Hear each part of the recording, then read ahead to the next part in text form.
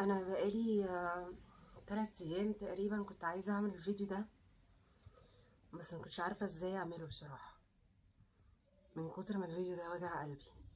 مش هطول عليكم دلوقتي كتير، تعالوا الاول نشوف الفيديو وبعدين نعلق عليه. يلا بينا.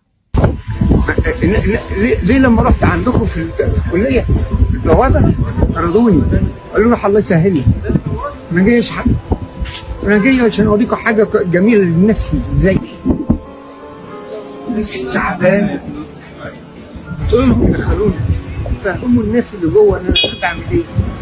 عايز اطلع الناس دي من الناس الغلابه زي الاطفال الصغيره، نفسي اكونهم واعملوا حاجه صغيره عشان عيل صغير ما يقدرش او يقدر يشيله. ده في عيل بيبقى ضرير، بيتولد ضرير، دي هتساعد كتير. في حاجه هقولها لكم ولو سالتوها مش مشكله باذنك يا رب. انا ممكن اخلي الناس تشوف زيكم بالظبط اللي زيي. تعرفوا ازاي؟ بكاميرا في نظاره وجهاز صغير كده هو فيه زي فلاشه او كارته تخزن فيها مجموعه صور لفلان او فلان او فلان او فلان. مجرد ما اوصل لفلان اسمه يبقى محطوط تحت الصوره، يقول لي ده فلان وده فلان. لما ابص بس الكاميرا هو اللي يقول لي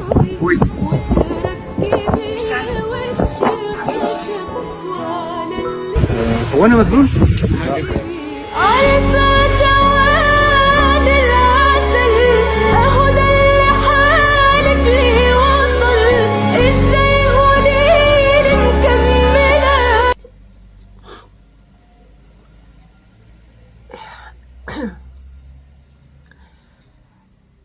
وإن سألوك عن العدل في بلاد المسلمين فقل لهم قد مات عمر.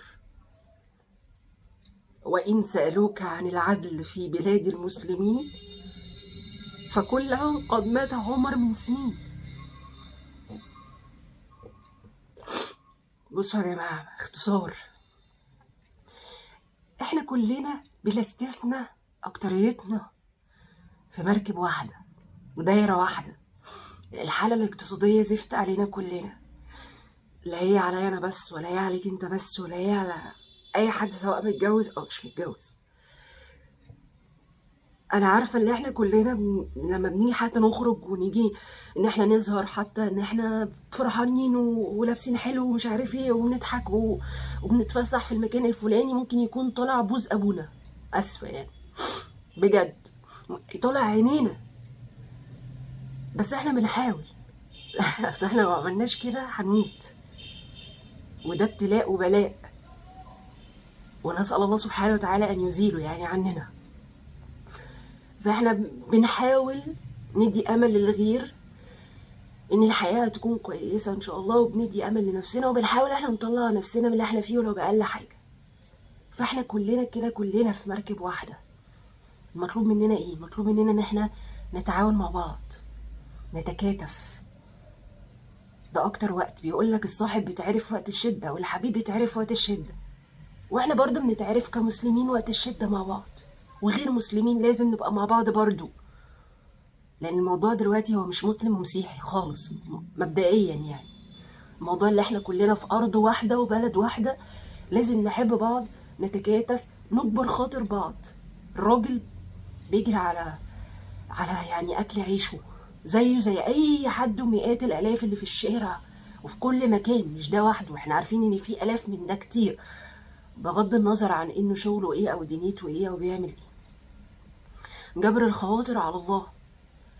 فايه المشكله لما كنت تكبر خاطر الراجل ده؟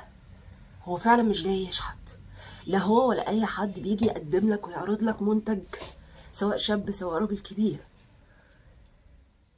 اكتر حاجه بيقولك بتقهر الانسان، ودايما الدين حتى اتكلم عنها، هو قهر الرجال. يعني الرجل ان يكون مقهور دي حاجه صعبه جدا. فكل واحد بيجري على يعني اكل عيشه في عز الوقت والجو كمان اللي احنا فيه دلوقتي. فلو انت مش عايز حتى تديله فلوس، ما تهنوش، ما تذلوش، ما تحسوش ان هو قليل ورخيص، عشان احنا بقينا من غير حاجه في اللي احنا عايشين فيه قليلين ورخاص في حاجات كتير للأسف يعني. فمش هيبقى اللي هو فيه وهيبقى الدنيا عليه وهيبقى انت كمان، حتى لو الدنيا برضو جاية عليك، بس الحمد لله على كل حال. ممكن تكون انت افضل بكتير منه. الكلمة الطيبة صدقة. زي برضو الناس اللي هي بتبقى واقفة، الشباب اللي بتبقى واقفة بتقولك شم الريحة ديت او كذا، في ناس مش بيبصوا له اصلا. طب ليه؟ انت كده بتجرحه. خد منه وقول له شكرا، اقف ثانية واحدة، هو بيكلمك بيعرض لك حاجة، حتى لو انت مشغول او انت مشغولة ما تسيبوش وتمشي. ما تحسسوش ان انت بتتكلمي من فوق مراخيرك يعني، عشان هي مش ناقصة. وهو لولا الحوجة والعوزة ما كانش واقف الوقفة دي. يعني اتمنى ان احنا نبطل نهين في بعض، سواء على السوشيال ميديا بشكل عام في اي حاجة، لان ده بقى للأسف سيستم كده واسلوب حياة، ان احنا بقينا بنجرح وبنهين وبنشتم ويعني وبنسيء اكتر من اي حاجة تانية، او سواء كمان في الشارع او لما بنقابل ناس زي دي. انا حرفيا لو ابويا بالمنظر ده، انا كبنت مش هخليه ينزل يشتغل اصلا، مش هقبل على نفسي ان هو يكون بالشكل ده. انا لما كنت بشوف سواء امي كانت عايشة او ميتة، لما كنت بشوف حد في الشارع من الامهات في الشارع وبتشحت بتمد ايديها او يعني بتشتغل شغل اللي هو صعب قوي او متعب وفي الجو اللي احنا فيه ده او غير الجو ده، بجد ما كنتش بقدر اتحمل. لو اقدر اخد كل الناس دي اخدهم، لو اقدر اراعيهم اتكفل بيهم. لو برضو بشوف حيوانات، الحيوان كمان مش قادر ينطق ولا يتكلم، لو اقدر اللي انا اخده هاخد كل الحيوانات اللي في الشارع لو معايا، لاني محدش بيحس غير لما بيربي ويتعايش. الكائن اللي ورايا ديت اللي نايمة دي نايمة في امان ربنا. في الشارع الموضوع بيبقى صعب على الانسان قادر ان هو يقول انا عايز اكل، انا تعبان، انا جعان، لكن اللي ورايا دي اخرها ان هي بتنونو بتحاول تستعطفك. فاحنا انسانيتنا لازم تكون على الكل، لازم تكون على الكل. والله احنا كلنا في مركب واحده ودايره واحده، اللي بنقدر عليه بنعمله سواء لانسان او لحيوان.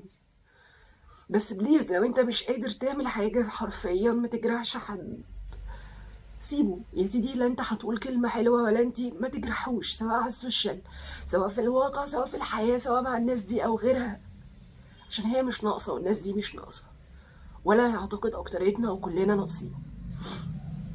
لان للاسف في ناس مريضه بتتعمد تجرح وتؤذي وتبقى مستلذه جدا حتى لو كانوا في الواقع وفي الحياه، لان ما هو اللي على السوشيال ده مين؟ انا وانت وكلنا يعني. جبر الخواطر على الله، ربنا يرزقه ويرزقنا جميعا ويرحمنا ويتولانا برحمته، لان احنا بجد في وقت صعب قوي. ومهما نقعد نتكلم ونقول الدنيا غاليه ازاي والحياه عامله ازاي، محدش عبيط، الكل فاهم. بس في ناس كتير بتعمل من بنها الجنوبيه ومن بنها المحليه ومن كل البنهات اللي في الدنيا يعني. في ناس بتعمل مش من هنا يعني. ربنا يتولانا. مش قادره اقول اكتر من كده عشان الكلام مش هيفيد بحاجه للاسف. اهم حاجه اللي تفيد ان احنا نطبطب على بعض، نتآلف، نتكاتف، نحب بعض، انسانيتنا تكون حاضره مع بعض، نساعد بعض بكل ما فينا، عشان احنا كلنا رايحين عنده يعني، كلنا اخرنا التراب ورايحين. فعلى الاقل نكون عاملين حاجه او بنعمل حاجه ونقرب من ربنا على قد ما نقدر. طبعا هو ده اللي هيفيدنا، ده مجمل الدنيا يعني. حسبي الله ونعم الوكيل. هو انا مجنون؟